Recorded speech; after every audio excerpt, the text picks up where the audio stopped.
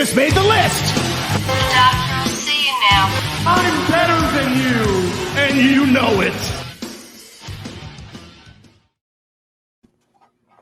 Hello, everyone, and welcome to Around the Ring, episode 283. I'm your co-host, Justin Hensley. Joined always is my co-host, Steve Long. Steve, how's it going? It's going good. So how about that weekend? Oh, my gosh. Man, I am like on wrestling overload. Yeah. So a lot of stuff. And I mean, we had a pretty good week of AEW. Mm-hmm. And then we jumped right into like almost everything happened on Friday, it seems like. Yeah, most of it was on Friday, yeah. Yeah. All the matches I watched were Friday matches. Yeah, now that I think about it. Yeah, everything that I watched was on Friday, and I didn't finish. I was so far behind. I've got plenty to still watch, too. Yeah, well, even with AEW, I didn't start watching Dynamite until Saturday. That's how far behind I was. Like, I watched both Dynamite and Rampage on Saturday, and then I watched Supercard on Friday, on Saturday. Yeah. And then I watched part of Multiverse of Matches on Sunday and finished that up today, and then ended up watching Lonestar Shootout. And I was watching Lonestar Shootout. I mean, I really was only interested in one match, but then ended up watching the whole thing because it was just a lot of good stuff on that pay-per-view. Yeah. But did not watch any WrestleMania though. So the only thing I watched was Cody's entrance. Yeah. So if you're expecting any recap of WrestleMania on this show, you are in the wrong spot because didn't watch enough to. And I going in, I knew I wasn't going to watch it. I didn't have any desire to watch it. I mean, part of me wishes that because it was in Dallas, I'd have went just because I've never been to a WrestleMania, so it would have been cool to say I was there. But with things going on with trying to sell the house and get packed, like if I was going to go down for anything, it would have been for Supercard, but it was definitely like watching a lot of the matches and stuff that happened over the weekend. I was like, I wish I was there. Yeah. I would have loved to have gone to all these shows. There have been so many good shows to go to. Exactly. And I've never been to a WrestleCon, so. No, and what's cool about WrestleCon is I think if you buy a pass to go to WrestleCon, you can go watch any of the wrestling shows. So it's like I wonder where it's going to be next year. LA. Yeah, my brother lives in LA, so I'm thinking about it, but I don't know. Haven't decided. They need to have it up in like Chicago or Detroit or something. Yeah. So though it is interesting. A lot of the type of events that have popped up around WrestleMania are starting to pop up around All Out. Yeah. So I'll be there for that. I'll definitely go to All Out. I almost wish that I was already up in that area because later this month is an event I've actually been kind of anticipating. Windy City Riot. Oh yeah. That looks a lot of fun, and it looks like John Moxley is going to be wrestling Will Ospreay at that one, so that would be interesting. That'll be a good match. That's a good show, and it's just happening randomly in Chicago. Like it's not like around anything else. No, it's like April 16th or something. Yeah. But also Impact Rebellion is later this month. Yeah. And got some pretty interesting matches coming that stemmed from the weekend. So yeah. We'll get into all that. Do we have any news this week? News. So I didn't go looking for any news stories, but there were two pretty big stories that came out of WrestleMania itself. Even though we didn't watch it, I think they're worth talking about briefly, at least. First, I'd say Cody actually debuted in the WWE at WrestleMania, which I was not terribly surprised about that. No, I wasn't surprised either. It was that kind of thing. It seemed like every day there was a new story though about Cody. It was either going to be like, I don't know, the talks have calmed down. Oh, now they're heating back up. Oh, now he doesn't. It was just like a constant, never-ending stream. What I found funny is like how everybody talked about how big the pop was on that. And I was like, well, there's like 50,000 people. Yeah. Obviously, the pop is going to be pretty loud. Yeah. It's a good pop. I watched it. That's what I mean. Yeah, I didn't watch it, but I've heard that he got a really good reaction, which is great. I mean, like I've said, I mean, he did what he felt like he had to do. I wish he wouldn't have done it, but yeah. There's a lot to unravel with him.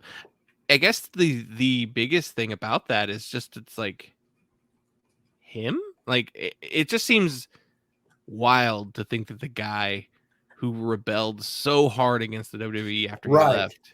I'm still remembering like those first few episodes of Dynamite where he came out and he bashed the throne. Yeah. And he was just so anti. And then now he helped start the main competition. He was an EVP. Though I did see a headline that said Cody never wants to be in a management role ever again. So maybe he didn't really like the role he had. But I mean, good.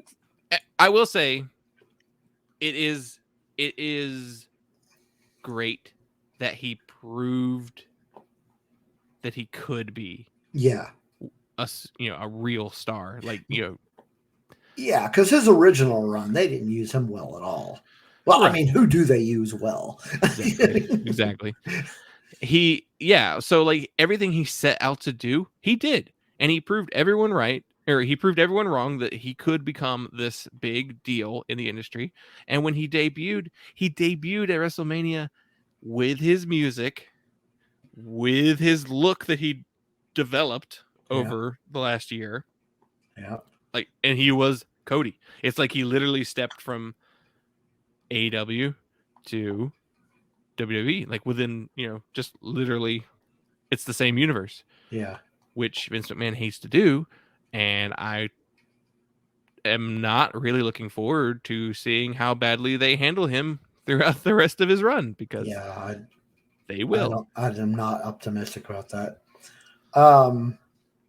I don't know if this was the other piece of news you were going to mention, but I guess there was it's also related, but in regards to the retirement of Triple H.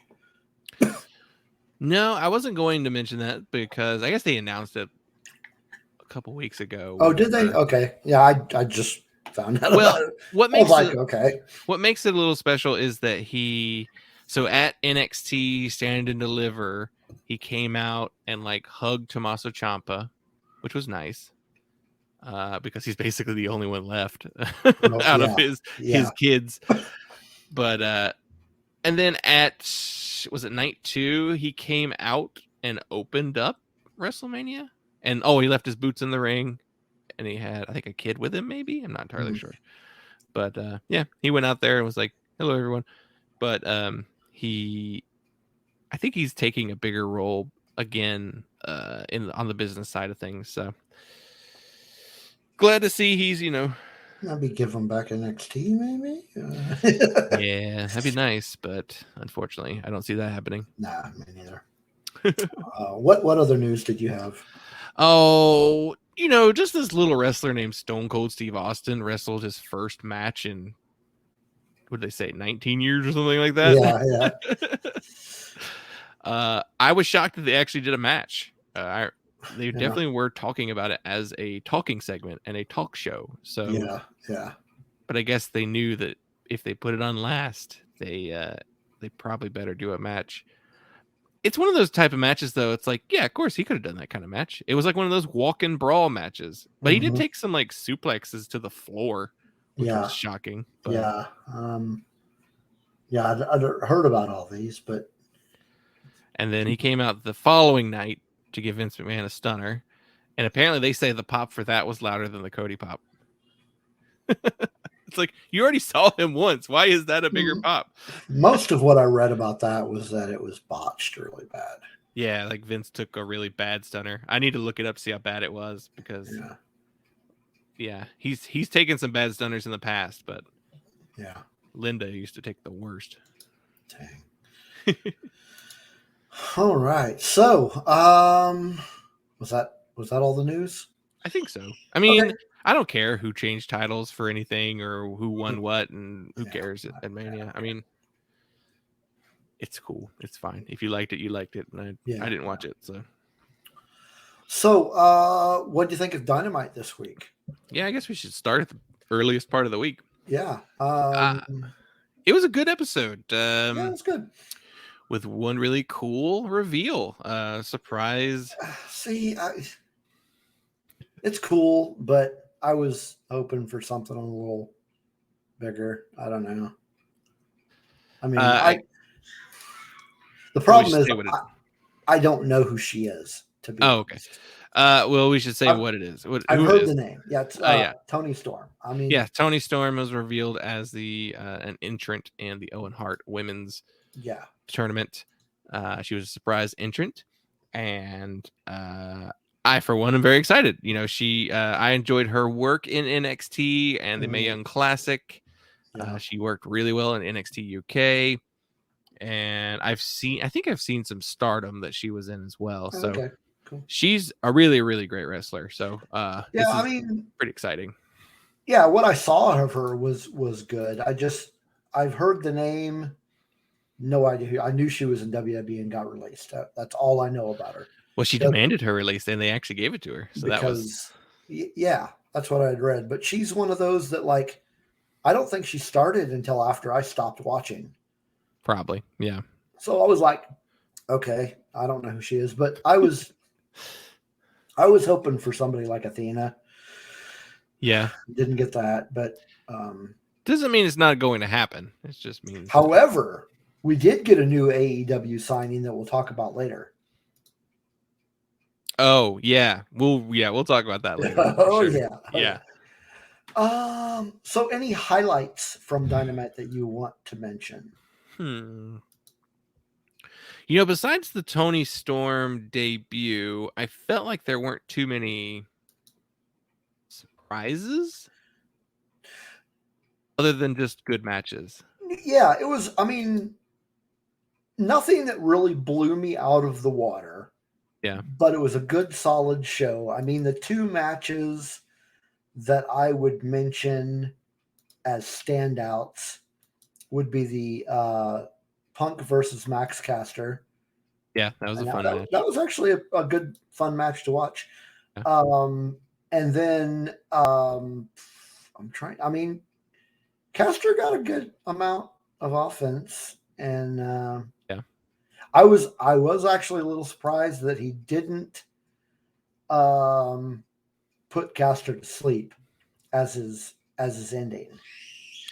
Yeah, he finished the match on an Anaconda Vice. Yeah, which is interesting. Yeah. See, and I thought he would have done the go to sleep because of the rap at the beginning of the show.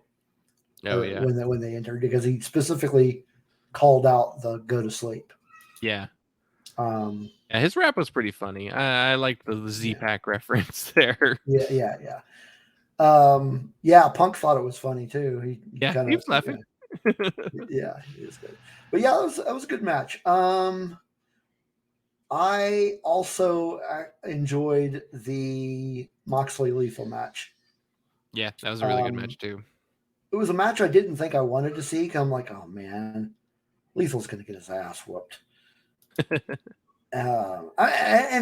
did, and that was when I think I was talking to you over Facebook Messenger when that match was over, and I think I had mentioned something about Lethal losing too much. Yeah, like I'm kind of sick of seeing him lose, but if he's going to lose to anybody, this is kind of the person to lose to, because I mean it was a good match. Yeah, it was a really good match. I really enjoyed that match. I thought it was good. I also think that the Bryan Danielson and Wheeler Yuta match was really good too. That actually was a really good match. Before we move on to that one, I actually I was looking at I often look at Bleacher Report when I'm looking at recaps, just so I can try to remember, mostly so I can remember like what happened during matches. Yeah, especially this week because there's so many matches I watched. But I noticed when I was reading the one on Lethal and Moxley, they actually gave it an A. Oh yeah, that's good. Yeah, they gave it an A. A strong rating. Yeah. I think it's the only. Nope. They also gave. I think that's the only match they gave an A to. They didn't. Yeah, they didn't even give an A to the Wheeler Yuta Bryan Danielson match, which, from a technical standpoint, was probably a better match. Yeah, I really love the Wheeler Yuta match. I thought that they have done such a good job with Yuta to make you root for him. Like the audience was cheering and chanting his name. Like they wanted Yuta to get the win in this match. And and he had one of those kind of like star making performances. I think he came close a few times. I think it's his best match. It was a good match. Yeah, he had another match that we'll talk about. Yeah, a little bit later too. We will. Rampage, you said you did not watch. I did not. No. It's fine. Any normal week, I would say now you're not missing anything because Rampage is generally, the show is fine, the matches are fine, but it's just like what I mean. In some ways, it's almost like watching another Dark. Yeah, because there's just it's not a whole lot on it. But this week is an exception because they had two matches that were just really good. They had opening up the Young Bucks versus Top Flight. Oh my gosh, that was a great match. Dante is just amazing. But there was so much. There's so much flips. There's so much flippy shit, and I mean, it was just great. They were just like, there was so much aerial going on, of course, but yeah, I mean, Top Flight is going to be one of those teams that you definitely want to keep your eye on. Yeah, could very well be another Young Bucks. Let's see what else happened. Now there was a video package with Dan Lambert. Didn't care about them. Yeah. The main event was Keith Lee versus Powerhouse Hobbs. And that was a really good match too. I mean, Lee was doing what Lee was doing. Hobbs was doing what Hobbs does, and a lot of big man stuff. Bumping into each other and trying to knock each other down. A lot of headbutts. I mean, it was a good match, and Keith Lee actually pulled this one out. Of course, he got assaulted after the match by Team Taz, including Taz.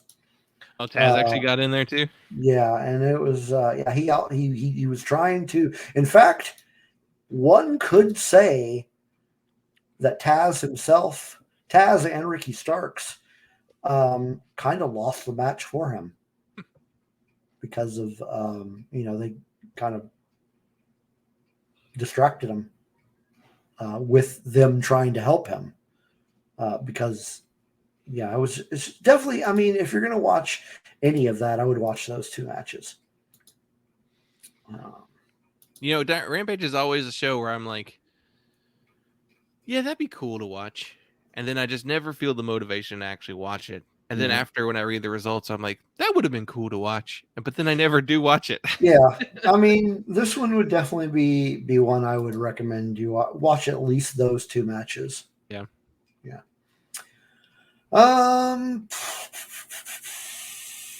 Well, what do you want to? Which event do you want to talk about first?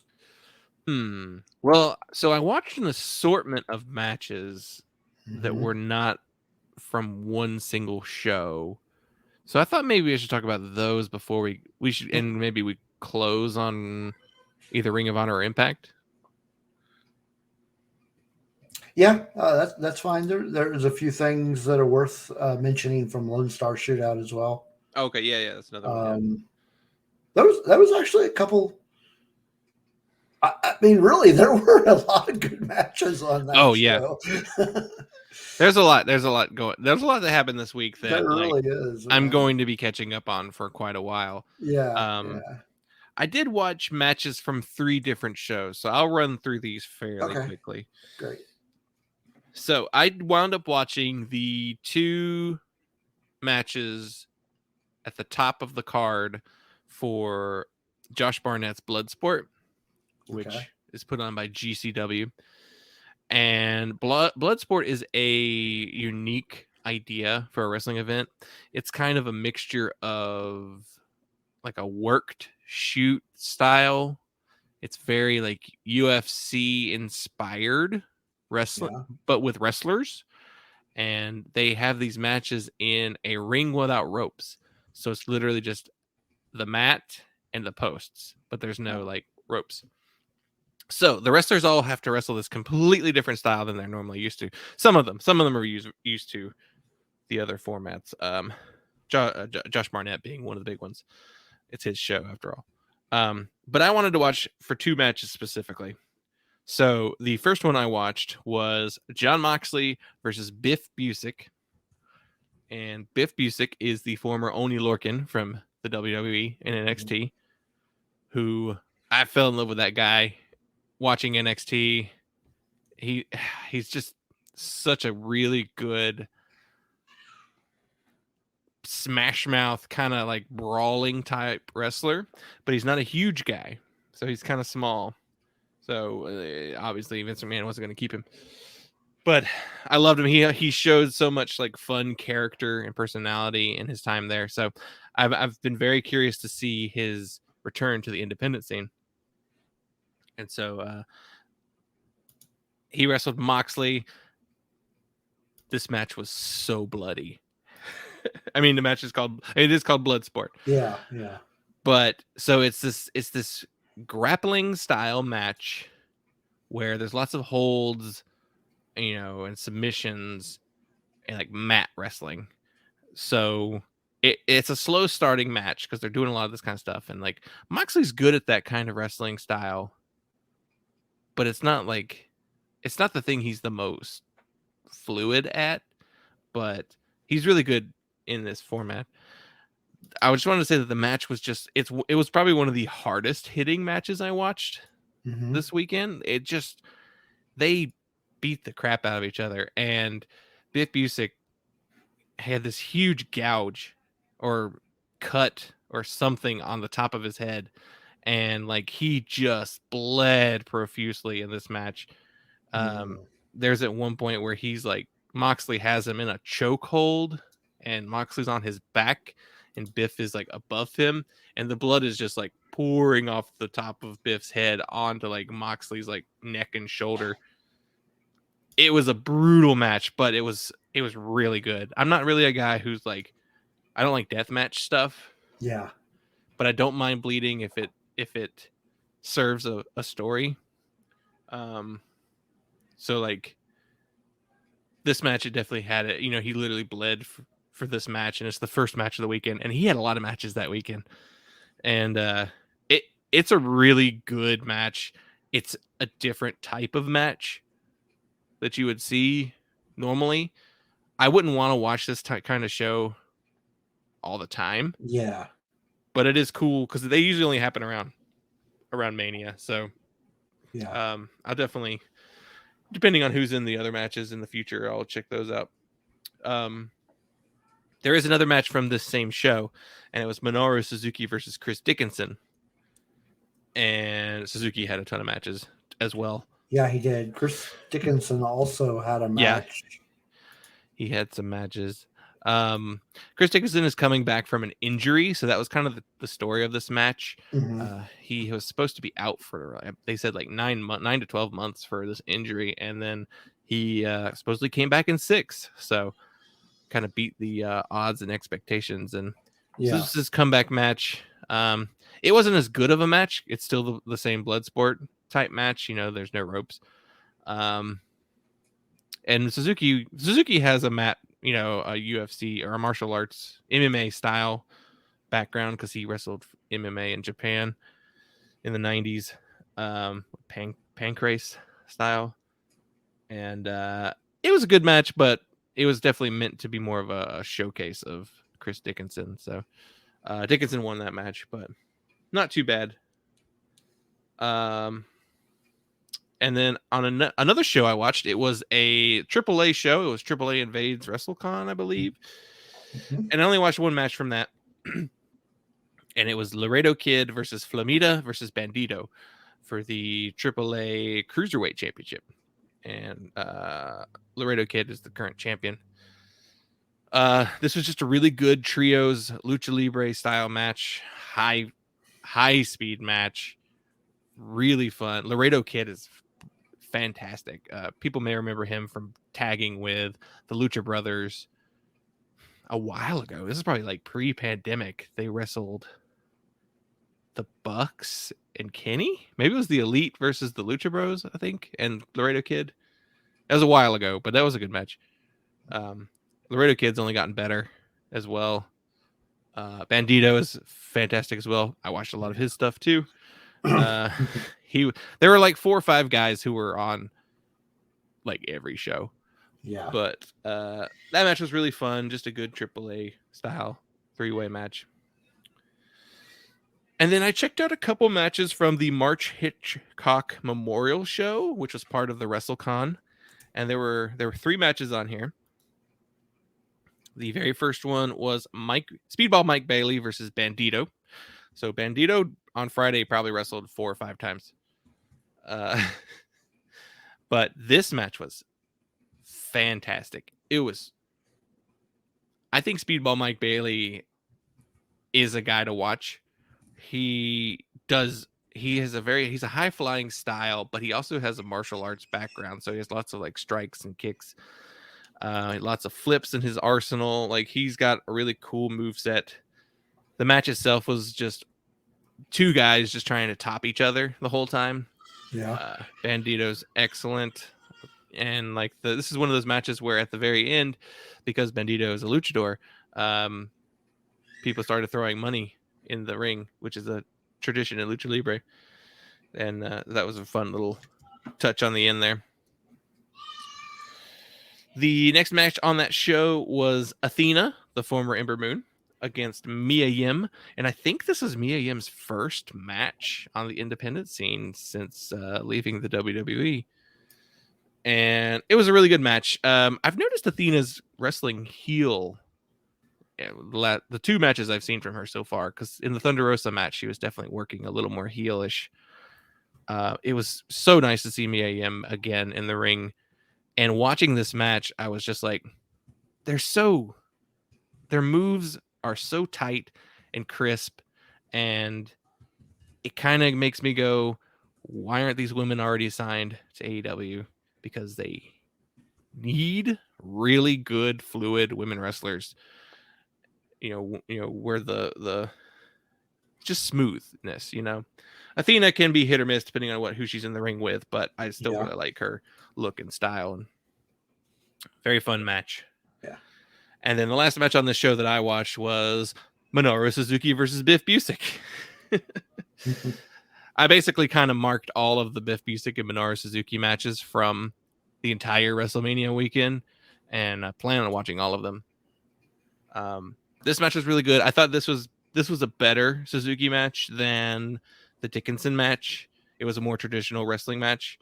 And because this was the same day as the Bloodsport match, Biff's cut on his head reopened in this match. So he bled profusely in this match as well, which they actually mentioned on the commentary. Ian Riccaboni and Veda Scott did commentary for this show.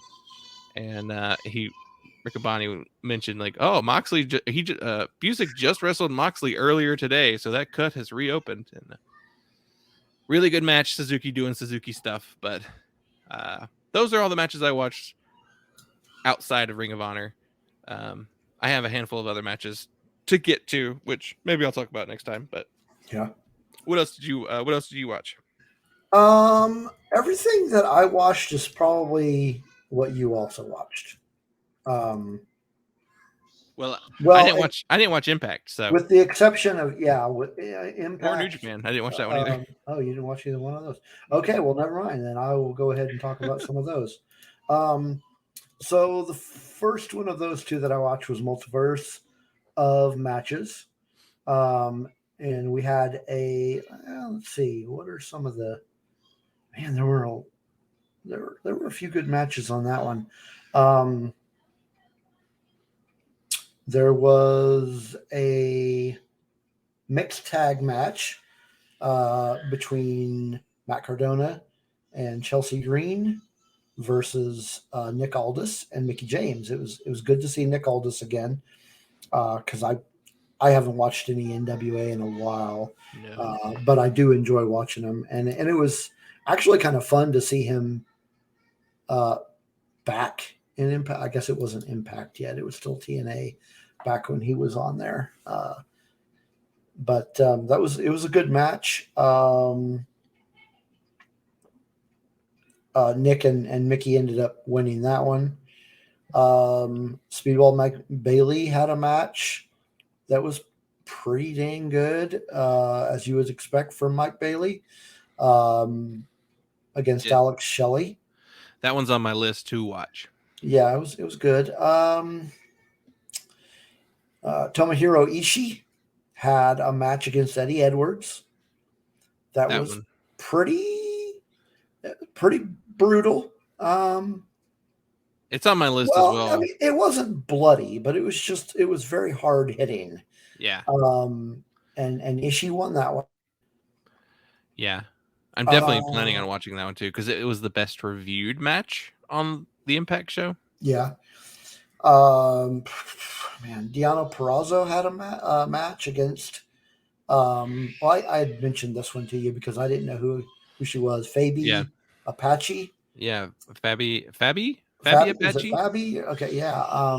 It was a good match, but I mean, I kind of expect good matches from Deonna. Yeah. And of course, no big surprise, they wrestled for the AAA. Reinas de Reinas. Yeah. After this match was over, Taya came out.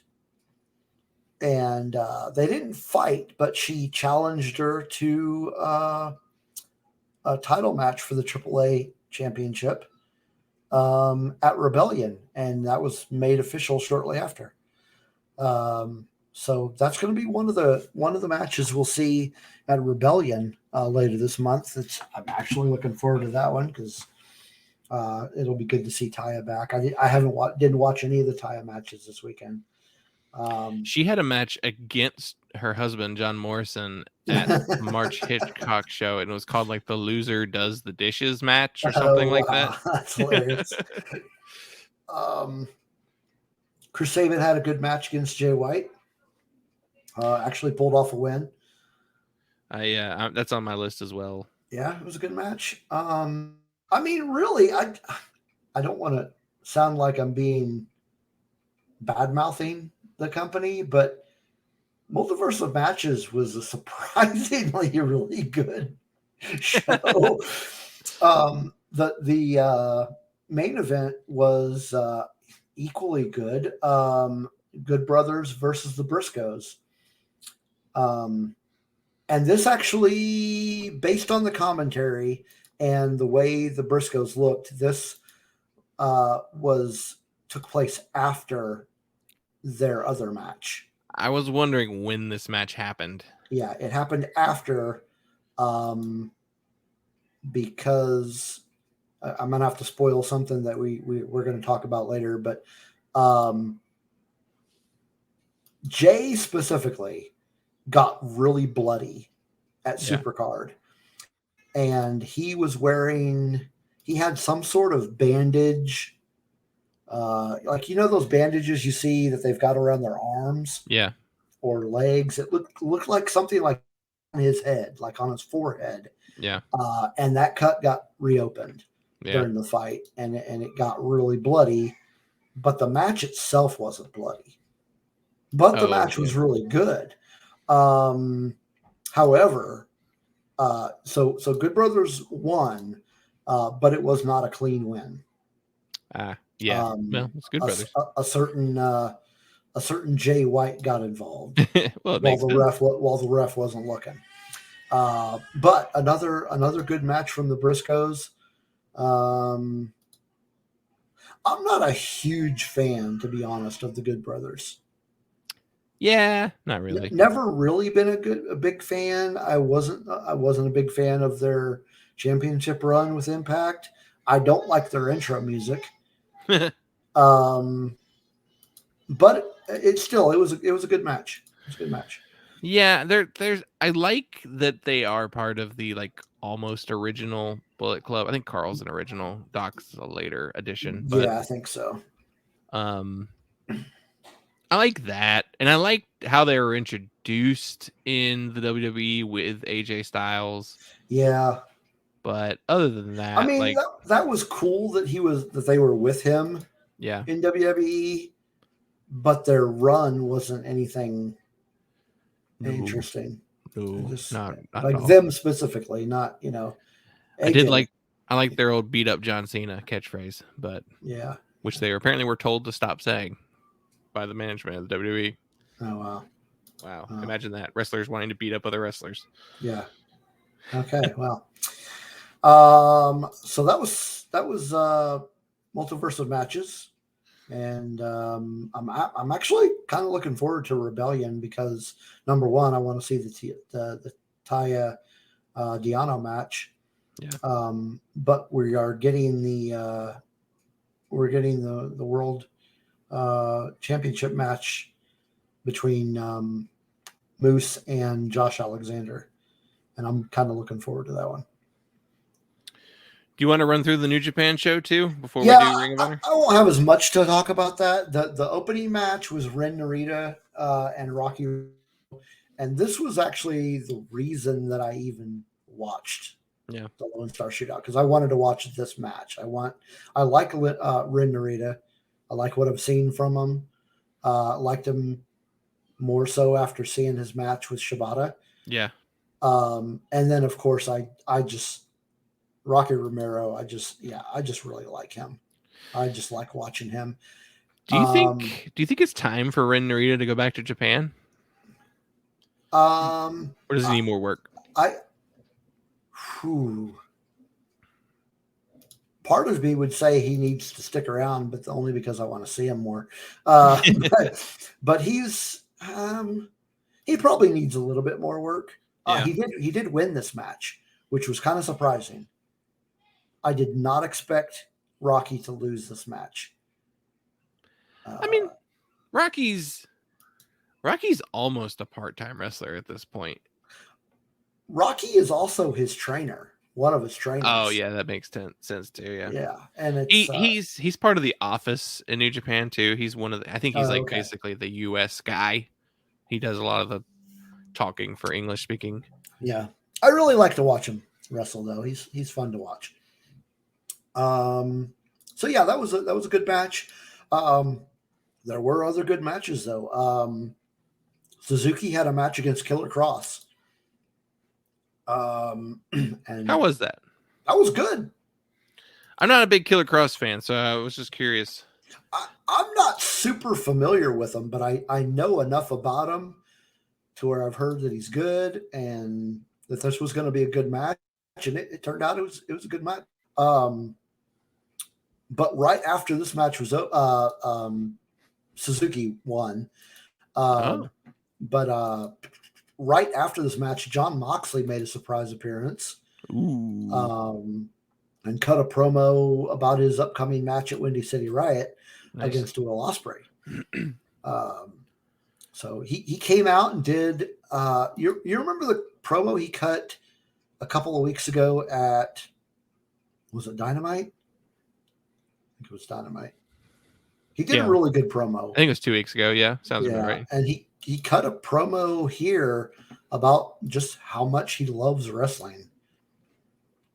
And he really got the crowd pumped. I mean, it was a pretty big pop for the promo. After that match, actually, I don't know if this is the right order, but Mike Bailey had a match against Jay White. Really fantastic match.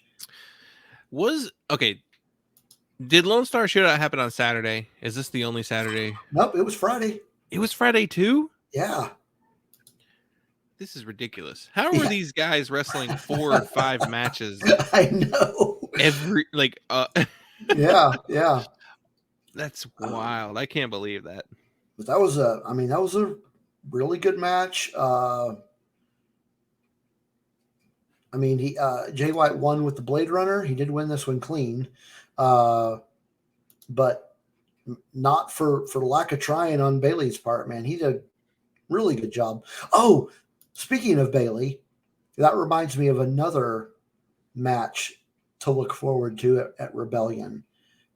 It's going to be Trey Miguel versus Mike Bailey versus what's his name? It's the Next Division Championship match. Oh man, why can I not remember the guy's name? Aces? No. Ace Romero? No. It's a. Oh man, give me a second. Let me. Ziggy Dice? No. I just know. No. Ace Austin. Oh, Ace Austin. Okay. Ace yeah. Austin. Yeah. But Bailey's good. He's fun to watch. And then the main event of the Lone Star Shootout was Chris Dickinson versus Tomohiro Ishii. Another really good match. I mean, it was this was probably better than the one at Multiverse of Matches for Ishii. It was good. He won. It was a really good match. And then right after that match, Suzuki came out and challenged Ishii, and it almost looked like they were going to throw down right there. And then Suzuki kind of backed off, and he was like, no. So we don't know when that's going to happen. Yeah. I don't know. That might be a Windy City Riot. I don't know. Could be. They're usually happen. Pretty close. But a lot of well, no, this wasn't really build up to Rebellion either, because Ishii's got a match at Rebellion as well. He is going to be wrestling Jonah at Impact Rebellion. But yeah, all in all, really solid show. Out of Multiverse of Matches and Lone Star, I really don't know which of those two I liked more. They were both really good. I planned on watching the Lone Star match on New Japan World whenever they put those up. Well, yeah, I mean, I hadn't planned on watching the whole thing, but I basically tuned in and watched Ren Narita and Rocky, and then let it kept going. And I was like, oh, wait, this is a really good match. I want to see this. Oh, wait, this is a really good match. I want to see this. There were also a couple in MLW shows. There was, I believe, a Fusion taping and an Azteca Underground taping. Oh, yeah? And I'll probably watch those when they go up on YouTube. I didn't bother hunting those down. Well, so that brings us to the main event. The main. That's enough talk. It's time for the main event. The one that we actually both watched. yeah, we both watched all of it. Yeah. Oh man, this was an amazing show, and we're referring to Supercard of Honor 15. I don't know which number this is actually. I think it's 15. If I know my Roman numerals, I think it's 15 XV. Sounds right. Yeah. This is the first Ring of Honor show under Tony Khan's ownership. Yeah. And such a good show. Yeah, it was just a really good show that you could kind of see, you could feel the shot of adrenaline that that this company has kind of needed for a while. With Tony's booking. It is very much Tony's booking. I have some thoughts on some of the choices, but we can get to those later. So, did you watch the pre-show matches as well? I did. Okay, so did I. Yeah. Pre-show matches included.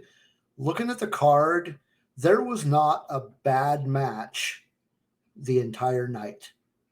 Yeah. Right. Because even though like the pre-show matches weren't as good as the main card, there's still some good matches. I mean, they were good. Yeah. Coming out of the gate, we had Colt Cabana versus Blake Christian.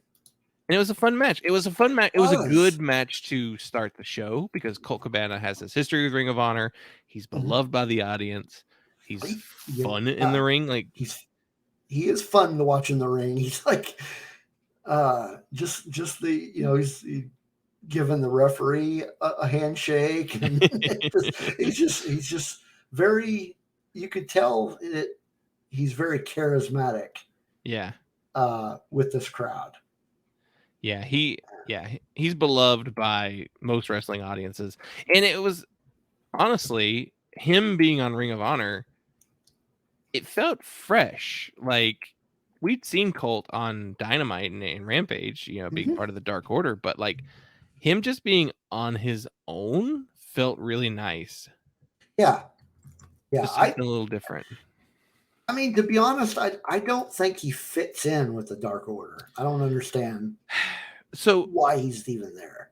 Well, I know why he's there. It's because the story they were telling never got to be told because of the untimely passing of Brody Lee. The story was very clearly leading to Colt and Brody at some point. But, unfortunately, we lost Brody Lee. So now, because he's part of that group, no one wants anyone to leave the Dark Order because now they have become beloved. Yeah. So it's just like, okay, he does fit in if you think about like John Silver. Yeah, that's true. But yeah, this was a great match. I mean, Cabana, he's playing with Blake Christian early in the match, and it was just a lot of fun. And what about this idea? So for each of these matches, let's think about if when Ring of Honor becomes a thing, like a continuous thing, would you want Colt to stay here or to stay on Dynamite or come to Ring of Honor? Ring of Honor. I think he would shine more in Ring of Honor. Yeah, I'd rather see him as a singles competitor. I would too. Yeah, and kind of be that kind of jokester. Yeah. I mean, he's a serious wrestler, but he's just kind of fun. Like, oh my gosh, what's the guy's name from New Japan that I like and can't think of his name? Yano? Yeah. He's kind of like the Yano of right. But yeah, it was a good match. He basically won with that Chicago skyline. Yeah, which is a nice move. Which apparently Bianca Belair used that move in her match in Mania, which is funny. Huh. What about Blake Christian? Should they try and sign him and keep him?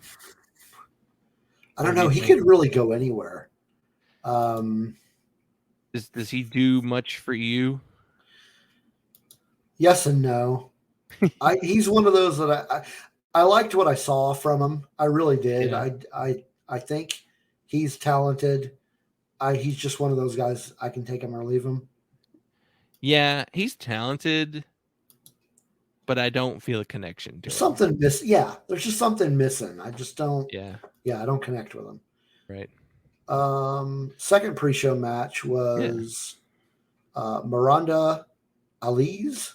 Miranda Alizé. Is that what that is? Okay, Yeah. versus AQA.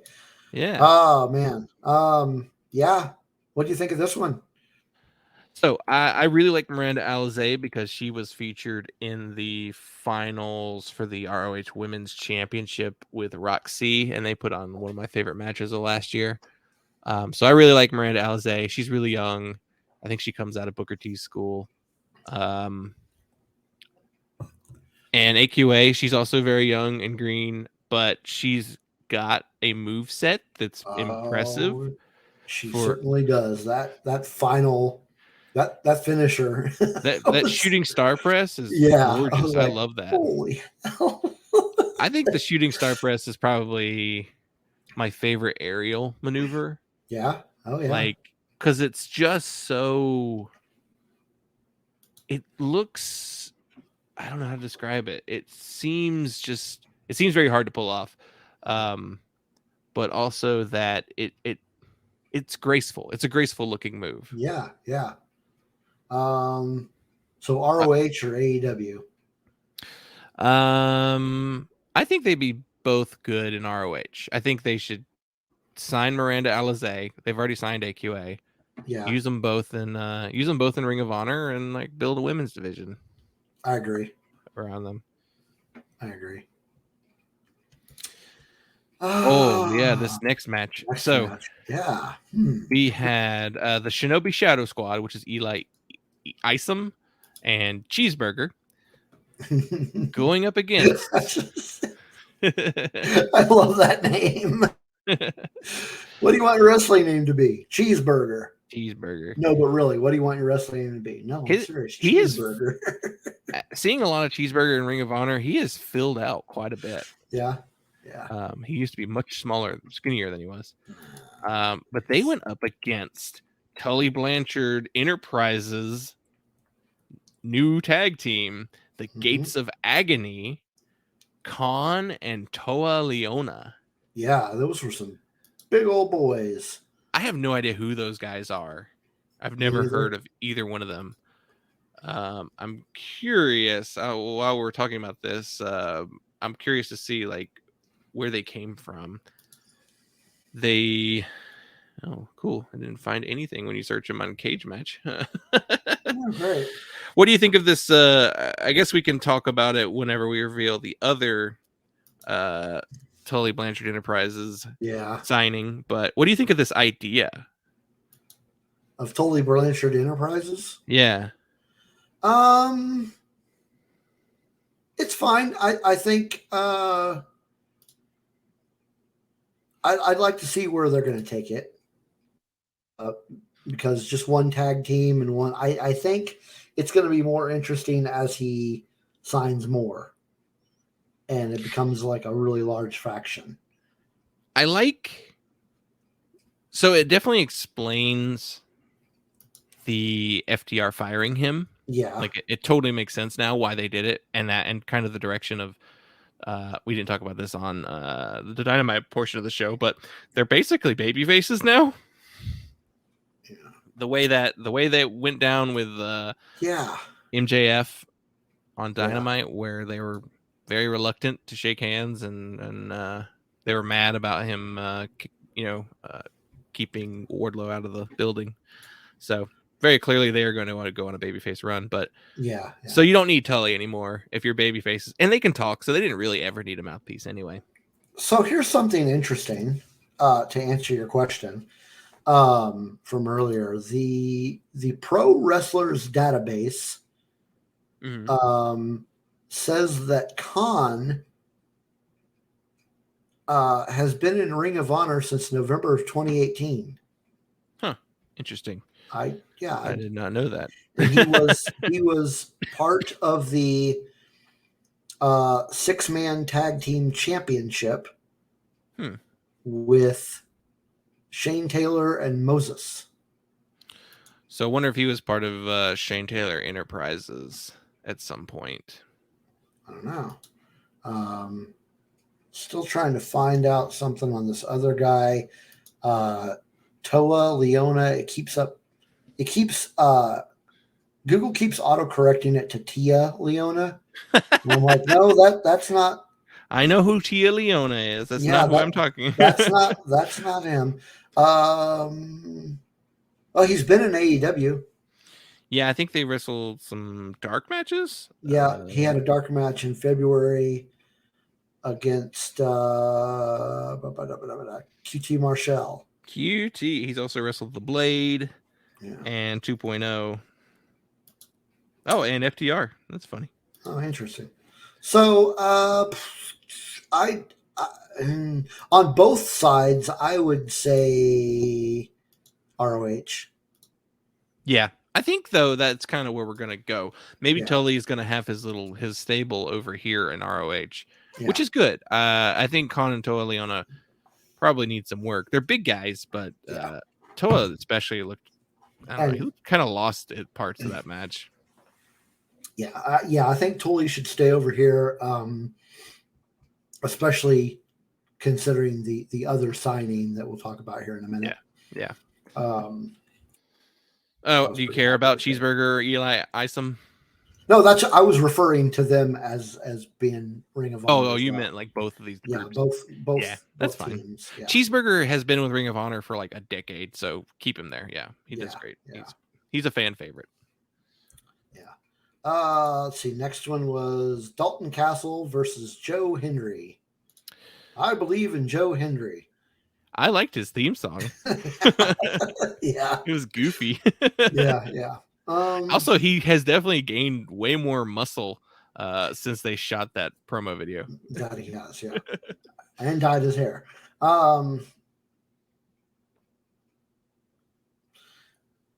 So if I had to pick, at least for me, if I had to pick a low point of the night, this would be it.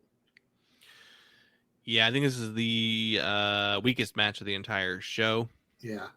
Not to say that was a bad match, but it was just kind of there. No, it wasn't a bad match. And we talked a little bit about this, I think, on Saturday. Dalton Castle he needs to go through some changes. He needs a refresher. He can still be who Dalton Castle is at his core, but I don't know. I think the whole baby chickens thing is kind of ridiculous. It started as the Boys a long time ago, and then they evolved into the Baby Chickens. I think that's run its course, and it's just it's a poor imitation version of the Boys, and since the Boys aren't around in Ring of Honor anymore, I don't know where they went. I think they're on the independent scene themselves, but I don't think he needs them anymore. I think he'd be more enjoyable without them. Yeah. Because it's just they're just silly. They're too silly, Yeah. When I watch him do his thing, his whole gimmick reminds me too much of oh gosh, what was his name? Was it Adam Rose? There are some similarities, yeah. Yeah, it just yeah. He's also going for that like old school Ric Flair sort of, old pompous fancy heel thing. Yeah. Which he's good at. He cuts good promos. He's good at like that is true. Yeah, the shit-eating heel. I honestly I'd almost like him better if he was just the same as he is, just without the baby chicks. Yeah, probably. Joe Hendry is an impressive looking guy. Yeah, and he impressed me at Final Battle because I didn't know anything about him. I'd heard his name, but I'd never watched any of his matches, but he's nice. He's a nice big dude. So I would keep both of them for Ring of Honor. Yeah, I wouldn't really take either one of these guys and put them in AEW. Yeah. They would get lost. Yeah. I think, I'm curious what they might keep Dalton Castle. I'd be surprised if they kept Joe Hendry, but maybe not. Maybe they'll keep him. I don't know. It's hard to say. I don't know what they'll do. I don't know. Sorry. I don't know how a lot of these are going to work, honestly, because the way the show was booked, it seemed like all the people who lost probably aren't going to stay in the company. But right. we'll see, I guess. Right. TBA. Which is the first match that was on the main show. Yeah. Swerve Strickland and Alex Zane. Yeah. Zane kind of reminds me of Blake Christian. Yeah. In that he's talented, but I don't have a connection to him. Right. I guess I like him better than Blake Christian. I think he has a better look than Blake Christian does. But even then, I can see that. I mean, this was a showcase for Swerve mainly, though. Yeah, it really was. I mean, he is a relatively new signing to AEW. Yeah. So really, I think this was just kind of a booking to continue to like get his name out there. Yeah. They wanted to give him kind of a winning streak. He has a connection with the audience because people really like him. I've enjoyed quite a few matches he's done. They're trying to build him up, and I think if they can cultivate that fan connection, then I think he'll really get over. I would keep Swerve on AEW. I think it's a better stage. Yeah, I think I would kind of like to see him in a tag team with Keith Lee. Yeah, which he came out and helped make the save on Rampage. Well, make the save, but he came out to help Keith Lee. Yeah. So there's a connection there between them. Yeah. Yeah, but as far as Zane goes, I don't care if he. I don't care where he goes. I don't care where he ends up. Him and Blake Christian, they can go off and do wherever they want. That sounds mean, but I don't really. They just don't do anything for me. You got to be honest. If you don't like, I mean, I don't dislike them. I just don't care. Right. So the next match revealed Tully Blanchard's next signing. Yeah. Turned out to be the Machine. Brian Cage. Yeah. Up against Ninja Mac. We could talk about that in a minute. How do you feel about this? What do you think? I was happy to see it. He got a pretty good pop. I was pretty happy that he got a good little pop from the crowd. This is a guy who, when I first saw him, the first time I ever saw him was at a house show for Impact down in Lawton. I want to say it was Lawton, Oklahoma. And I remember just thinking, man, he's a big dude. And it was it was a fun match to watch. And then, hearing later on that he got into AEW, I was like, well, that's cool. And then well, where is he? Yeah. Like, okay. Is he actually in AEW? Yeah. So he was asking that question too. But there was that point where basically his wife was making videos on his behalf saying that AEW needs to use Brian Cage more, and he's not happy with how he's being used, and maybe he'll go somewhere else. And his contract came up, and everybody was like, "Well, he's probably not going to get re-signed." And then they turned around and re-signed him. And my initial, once seeing this, I was like, "Oh, that makes sense. That makes sense why he re-signed him." Yeah, because honestly, pairing him with Tully is a good matchup. I think that's a good pairing. I agree, and he looked really good. Yeah, he did. I like the mohawk. Yeah. He looks like he's gotten not that he hasn't always been ripped, but he was starting to chunk up a little bit. Yeah. But he's looking a little leaner. Like bulked up a little. Yeah. Yeah.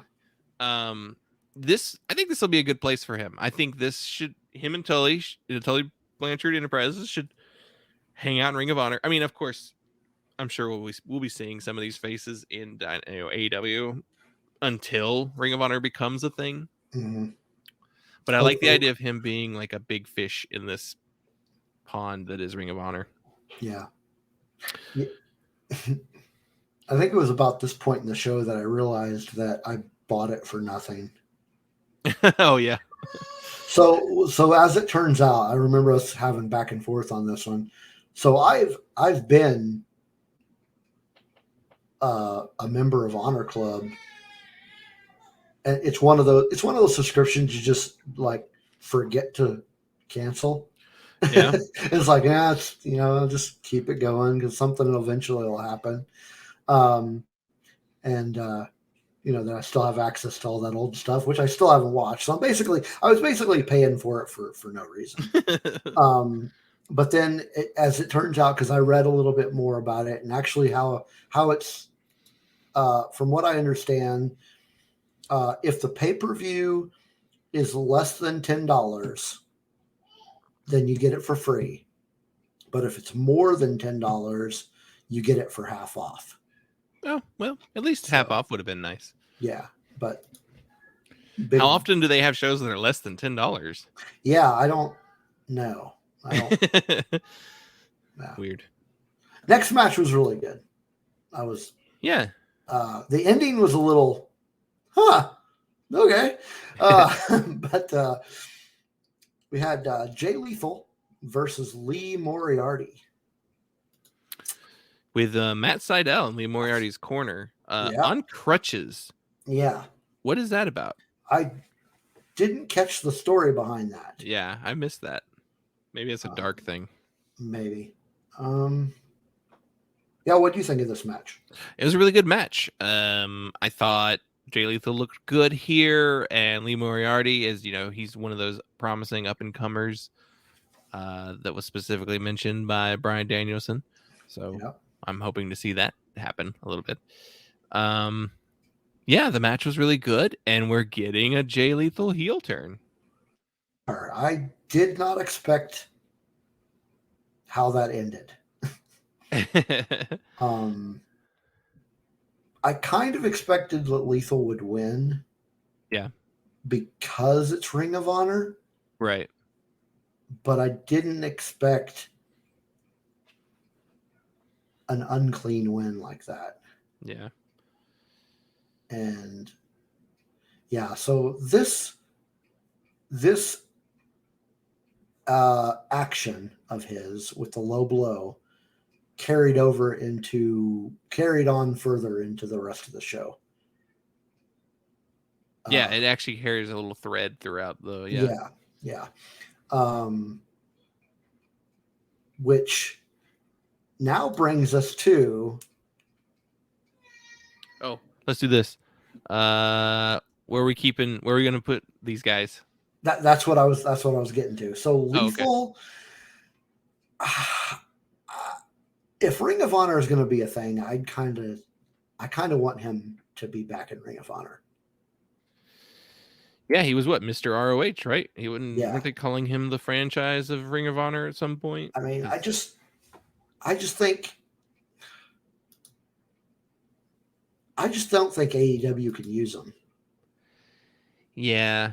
Like, I was exciting when he came in, but at the same time, they didn't really do much with him other than just throw him in some matches. He's basically just been a glorified jobber.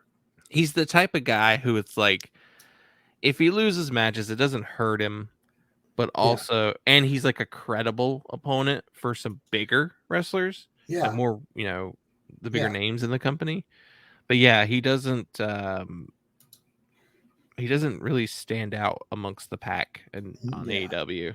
I'd really rather just see him in ROH. While on the other hand, I would rather see Moriarty stay in AEW. Agreed. Yeah, I'd like to keep him in AEW. I think the idea of him running in with the Blackpool Combat Club in some form or fashion is a pretty good idea. I just really like the idea of them taking the young guys and just like beating them up. Yeah. All right. Next match was, the card was just so great.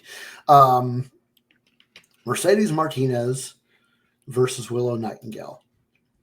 For the interim ROH Women's World Championship. Yeah. I like Willow. I think the first time I saw her was probably in that GCW show I watched a couple months back with Alley Catch. That sounds right. Yeah. I think I saw her in MLW first, and then again in Final Battle. Mm-hmm. I said this to you in our chat. They show a little video package of Martinez and Nightingale, and I really like Willa Nightingale's promo style. Yeah, because she is so different than any other wrestling promo. She sounds so innocent.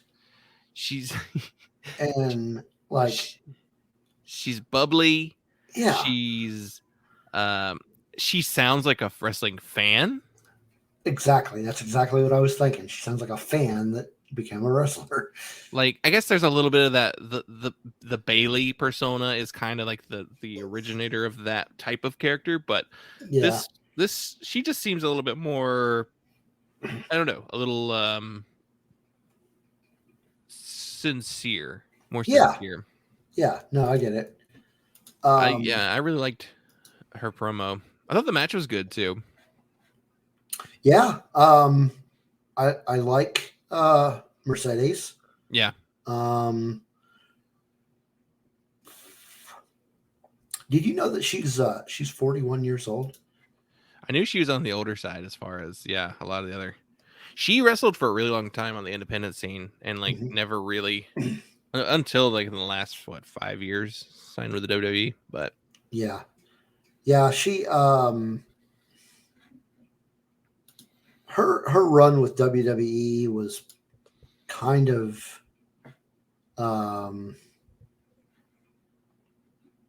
almost invisible. So I think wasn't she part of what was she? Was she part of what was that terrible group that there was like all these great wrestlers were in? Retribution? Was that Mia Yim? I don't remember. Yeah. But go ahead. I was going to say she did have a 1-year stint with Ring of Honor. Yeah, she has experience with Ring of Honor. She's also wrestled for, let's see, Shimmer. That's another really big women's promotion. Mm-hmm. Rise Wrestling. Rise. I think Shimmer was her biggest portion of her career. She was AEW shortly in 2019. Right. She showed up briefly and then disappeared. Right. Because she was the Joker at the Casino Battle Royale at the first All Out. So I really like Mercedes Martinez. I think she's the way WWE portrayed her. They basically portrayed her as the exact same way they portrayed Mia Yim and the exact same way they portrayed, to a lesser extent, oh my God, I'm blanking on her name. Shayna Baszler. Okay, yeah. Just like these tough ladies who are fighters. It was just generic fighter lady, which isn't fair because they each have their own personalities. And well, I mean, look at who we're talking about, though. I mean, yeah, right, yeah. I'm not surprised WWE did not use her properly. She is really experienced and really good in the ring. I'm not surprised they went with her for this interim ROH Women's Champion. Yeah. I don't know that I would put her in Ring of Honor, though. No. The AEW division needs. They do. Experienced. Yeah, they really do. So I don't know if I would put her there, but I don't know. Maybe she'll be kind of like the. Well, here's the thing, though, and why I think she should go to Ring of Honor. If Deonna is not coming back to Ring of Honor, if she's staying with Impact, and if Ring of Honor actually becomes a thing, Yeah, they are going to need a veteran. it's true. And we don't really know who they're working with over there yet. And AEW doesn't really have any veterans that they can send over. Yeah, that they could afford to lose. Yeah. So I would put her in Ring of Honor. Yeah, I wouldn't be surprised if they take the title off Deanna, just because if she's going to be staying with Impact. I don't like the idea of her staying with Impact, but it's kind of likely. By the same token, I would also put Willow in Ring of Honor. Yeah, I'd keep her there. I think she's good there. Yeah. One thing I thought would be funny though is if Ring of Honor turned out to have the better women's division than the Yeah, I remember AEW. we were talking about that the other day. I'm like, yeah, it wouldn't surprise me at all. Oh man. But yeah. Let's see. Oh, this one probably match of the night. Yeah, maybe even match of the weekend. Match of the weekend. Yeah. I would probably go there too. And we're referring to FTR versus the Briscoe brothers. So this was for the ROH Tag Team Championship. Mm-hmm. And so here you have two of the best tag teams in the world. Mm-hmm. And this one was probably the most anticipated match of Supercard. And I do not think that delivered. Say it again. I do not think that it under-delivered. Oh, under-delivered. You glitched out for a second when you said it the first time, and I was like, you didn't think they delivered? No, I don't think they under-delivered. I think this was just an amazing match. These two had one hell of a match. It was a hard-hitting match. Mm-hmm. The Briscoes have this. They have the same thing that Eddie Kingston has, and it's that realism. Mm-hmm. Like the Briscoes are they seem like dangerous dudes. And while I wouldn't want to get into a fight with FTR. Oh no. If you walked past them, you wouldn't be like, "Oh God, watch out for those guys." Yeah. But if you walked past the Briscoes, you'd be like, keep an eye on those guys." Yeah. I saw a lot of in FTR's movement in the ring in this match. I saw a lot of callbacks to the Revival. Oh yeah, back when they were Revival, and like that was when that was when I first heard of this and first started watching them, and I really liked them then, and they are just so good in the ring. They're like, have we said that did we say they're the best tag team in the world on our year-end thing? I don't know if I know that they were on both of our lists. Yeah. For best tag team. They kind of dropped out, I guess, last year of like bigger stories in AEW, but then like kind of ended the year strong again. This match, they'd been teasing it online for months. Yeah. They've literally appeared in the same buildings before. Just it was a dream match. Yeah, and it really was. We finally got it. Yeah. I really like Mark's redneck kung fu style. Yeah. He is so funny. He's so entertaining. These guys are just so good. Both of them. But as far as where to put them,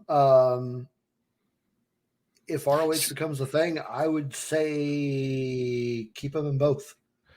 So this match had me, I think we both came up with this idea. We were like, all the AEW guys are winning all these matches. That's right. I remember saying, Khan is putting the belts on all his boys.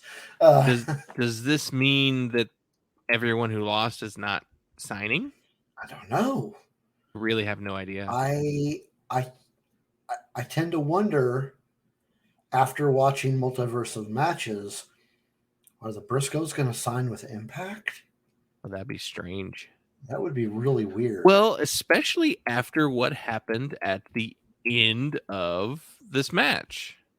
So FTR won the title. They have this nice moment with the Briscoes in the ring where FTR called the Briscoes the greatest tag team in the world, and I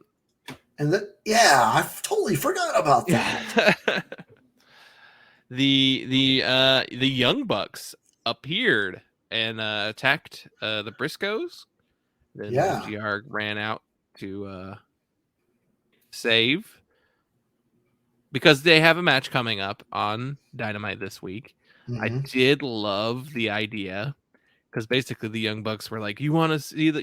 FTR was like, "We just wrestled a match, but we'll do it right now here with you, the Young Bucks." And the Young Bucks were like, "We don't wrestle here. You could see us on Wednesday." Yeah. So I don't know what this means. The Bucks attacked the Briscoes, so there's a potential for that rematch to happen. Which that match has happened so many times, but still, I want to see it again. Yeah. Huh. And then we're set it up the match with FTR for the ROH titles. But I will say, I really hope the Briscoes stick around. Yeah. I would like to see them stay in Ring of Honor. But at the same time, it was wild seeing the Young Bucks in the ROH setting, because it threw me right back to 2016, 2017, watching those big Ring of Honor shows with the Young Bucks fighting the Briscoes. Like, it was like, oh, this is a nice little bit of nostalgia. Yeah. Who goes where? I'm still saying I think FTR should be in both. Yeah, why not? They're AAA champions and the Ring of Honor champions. So yeah, because they just see. It's funny that both them and Tully came over to be in the Supercard. Yeah. So maybe, are we going to get a feud between FTR and Gates of Agony? Maybe. That might be where it's going. I don't know. I mean, there's so much open to what Tony Khan can do. If they were to sign the Briscoes, where would you put them? Ring of Honor. Yeah. I'd keep them in Ring of Honor. I don't know. I'd like to see them in Dynamite. I'd like to see. Not to say that I wouldn't like to see them over there, but that tag division is pretty stacked. Yeah, I guess I just want to see the Briscoes in a different environment, because they've spent so long in Ring of Honor. Like, Jay was on the first Ring of Honor show. So, like, he's been in Ring of Honor for 20 years. So, wow. Yeah, I hadn't thought about that. I want to see him in a different environment. Yeah. I'd be happy either way, really. There are rumors, though, that apparently the network doesn't want them, which I don't know how true that is, or if the network has much of a say in who AEW signs. Yeah. I don't know. I'm not sure what that means, but apparently over like past comments or something. But I don't know. We'll see, I guess. Yeah. I don't know where they're going, but all right. Well, what was up next? This was the ROH World Television Championship, where Rhett Titus defended his title against Minoru Suzuki. Yeah. I was shocked this match even happened. Not only that, I'm shocked at how it ended. Yeah, we have Suzuki winning. This is interesting. He just won his first title in North America. His first North American title. Which I'm surprised that never happened anywhere else. But I guess he never spent super extensive time in the States. But you'd think that he maybe would have had like a Ring of Honor tag team run or something when they had their relationship with New Japan. Yeah. The thing I found amusing about this match is, and Suzuki does it a lot. It's just his like laughing when he's getting hit. Yeah. Like, yeah, you're not even worth my time. Yeah. This reminds me, there was a moment in Suzuki's match with Biff Busick on the Mark Hitchcock show, where Suzuki they're exchanging like chops, Biff and Suzuki, and at one point Suzuki just turns around and just looks at the audience and starts laughing, and then turns back around. And the commentary was like, "Oh my gosh, he does not respect Biff Busick, and he turned his back to him. That shows how little respect he had for him." So I thought that was a funny little, just like, oh, I'm not worried about you so much that I won't even look at you for a minute and not worry about it. Yeah. I'm very happy he won this title. I don't really like Rhett Titus.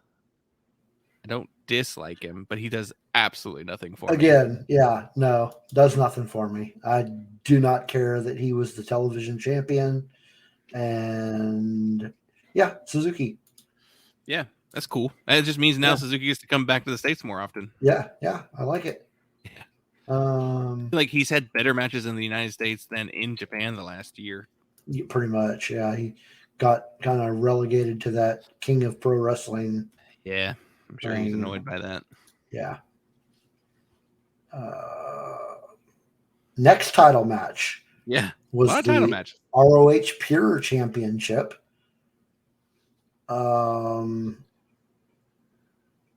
Yeah, we have Josh Woods defending against Wheeler Yuta.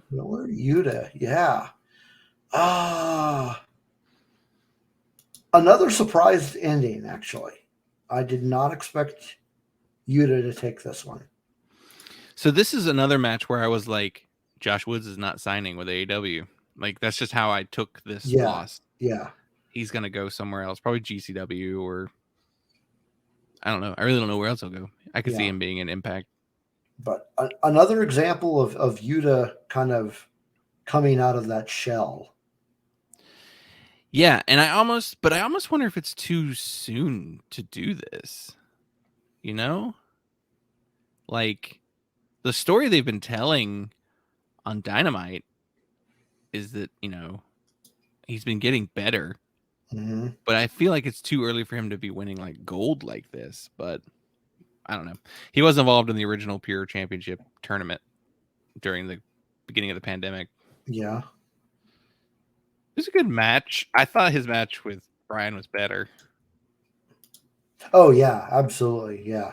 The one on, with us, AEW was a much better match.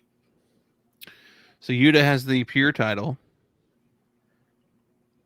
Yeah. I assume that means he'll be part of Ring of Honor. Could go either way with this one too. The funny thing is these titles could change hands a couple times before we even get a Ring of Honor TV show. That is, that's fair. I don't know. I don't think Josh Woods is sticking around. He's good, but I don't think he's staying around. I don't think he is either. Wheeler Yuta, ultimately, probably keep him in ROH. Yeah, I guess at this point he's got the title now. Might as well see what you can do with him over there. Yeah. That leaves us with our main event. Oh yeah. For the undisputed ROH World Championship, Jonathan Gresham versus Bandito. With Chavo Guerrero Jr. in his corner. Mm-hmm. And I told you this too. So with Chavo in his corner, it got me worried I was like, oh, Gresham's going to lose and Bandito signing with AEW, but Gresham's not. But now, after we've seen the match. Yeah. It was a good match. Great match, yeah. Typical to see, these two doing what they do. Chavo got kicked out. Yeah. I did like that, like Bandito. So at the very beginning of the match, Chavo doesn't want Bandito to shake Gresham's hand. And so he's listening to him. But then the second Chavo gets out of the ring, Bandito turns around and just goes and shakes his hand. Yeah. Like, of course I'm going to shake your hand because I'm Bandito. I'm a giant baby face. Yeah. and then Chavo tried to get involved in the match, using the belt against Gresham. And Bandito not only refused to go for the pin, he told the ref to kick him out. Yeah. Yeah. Because there was go ahead. Well, I was going to talk about Chavo, but go finish what you were going to say. I was going to say the little promo they cut at some point during the show where Chavo was talking about how they were going to win by all means necessary, and Bandito was very insistent that he doesn't cheat.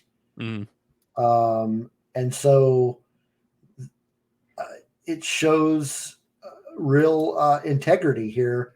Yeah. As a character, when Chavo got involved, he's like, "Nope, you're out of here." Yeah. If you're gonna do that, I don't want you in here. And I mean, it would ultimately be his undoing. Yeah. But at least he has the integrity to lose like a man, Yeah. Bandito, he's a really great baby face. He wrestled a ton of matches this week too. I think he'd already wrestled like 2 matches before this one, maybe even 3 matches before this one on the ROH show that night. I was going to say with Chavo, there was like this story going around that like Chavo Guerrero was removed from the AEW website as an employee, manager. And so people were like, oh no, Chavo's gone. He's gone. And then like Chavo went on some podcasts or like talked to some like reporters and were saying like he was upset about it. He thought that, he was told that he would have a job when he came back from filming Young Rock in Australia because he's like the wrestling kind of on set guy who kind of sets up the stuff there on that show, which he did for Glow as well. But maybe that was all the work and he knew he was going to be over here in ROH. Clearly he's not staying with Bandito, but I wouldn't be against him having another luchador as his being the manager of. Before we get to the post match, though, I say keep Gresham in ROH because he's the foundation. Yep. And I don't know what to do with Bandito. He could probably stay in ROH too. Yeah. But I wouldn't hate him. I mean, AEW is pretty stacked with luchadors. Like we've already got Andrade and the Lucha Brothers. So, and I mean, I'd like to see him wrestle all those guys, but yeah, he could probably stay here. But ultimately, the end of the match, Jonathan Gresham wins. Yep. And Jay Lethal comes out saying he demands to be basically the first challenger for Gresham's title. Yeah, and then Gresham kind of I don't know, he kind of gave me the impression that he was not willing to take that match because of his earlier actions, like we said earlier, his nefarious win over Lee Moriarty. Yeah. And Lethal obviously got angry. Yeah. But that led to a new signing announcement because of who showed up. Yeah, so Sanjay Dutt runs out. He tries to break him apart and then turns around and attacks Gresham too. Right. So that's a little pairing we're going to see. Lethal and Sanjay were beating up Gresham. And then Moriarty came back out and tried to make the save, but then he gets, taken out. Yeah. And then who shows up? The Godzilla music hits. And we get Samoa. Yeah, Samoa Joe is all elite. And he gave it was Sanjay that he gave the oh gosh, what's the name of that move? God. It's the choke that he does. Yeah. I don't know what he calls that move. Oh, but jeez, there's a name for it, and it's I know something clutch. Yeah, it's right on the tip of my tongue. Not the Samoan clutch, is it? I don't know. But yeah, he chokes out Sanjay Dutt, gets in the face of Lethal, who leaves, of course. Yeah. And then Coquina clutch. Coquina clutch. Coquina clutch. He gives that to Sanjay, and you can finish what you were saying. Yeah, and so apparently Joe is going to be on Dynamite this week to kind of explain his actions, I guess, or he's going to be talking, and I cannot wait. Joe was one of those guys that was like, sign him.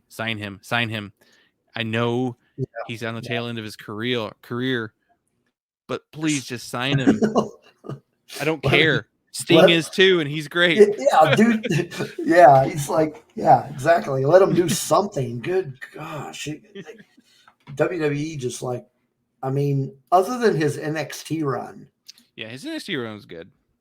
But once they signed him to the main roster, they just kind of WWE'd him.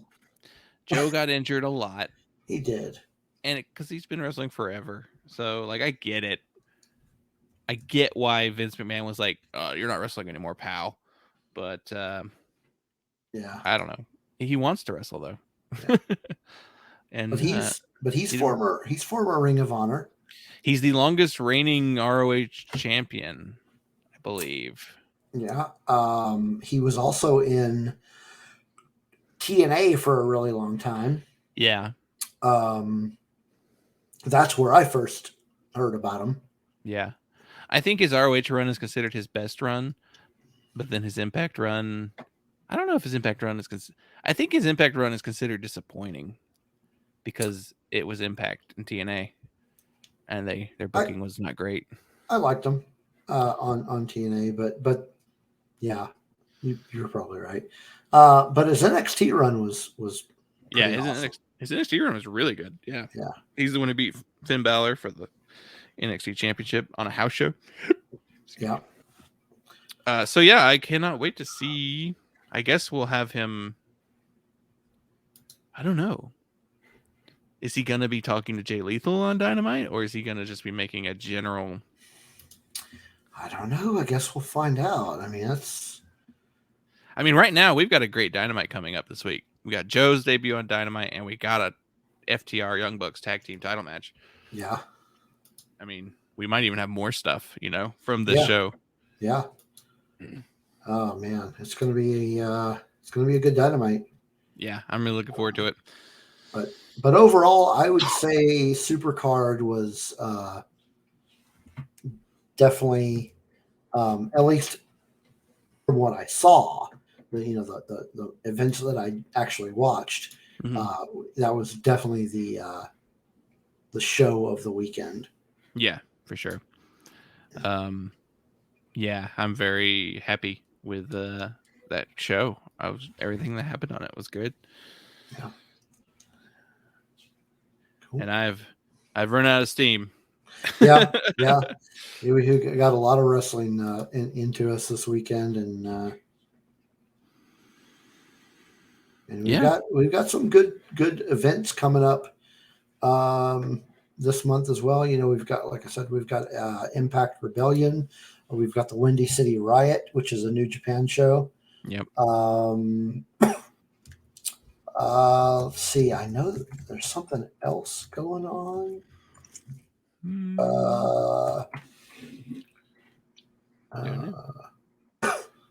Could be. Because Double or Nothing isn't until May. Yeah, we got a ways to go with that one. Yeah. Yeah, I guess those are the only two big events that I know about. Yeah. But cool. Well, I think that closes us out for the night. Yeah. Let's wrap this show up and wrap her up and call it a night. Yeah. Yep. Well, thanks everybody for tuning in, and be back next week for more wrestling talk from around the ring. Talk to you later. Goodbye and good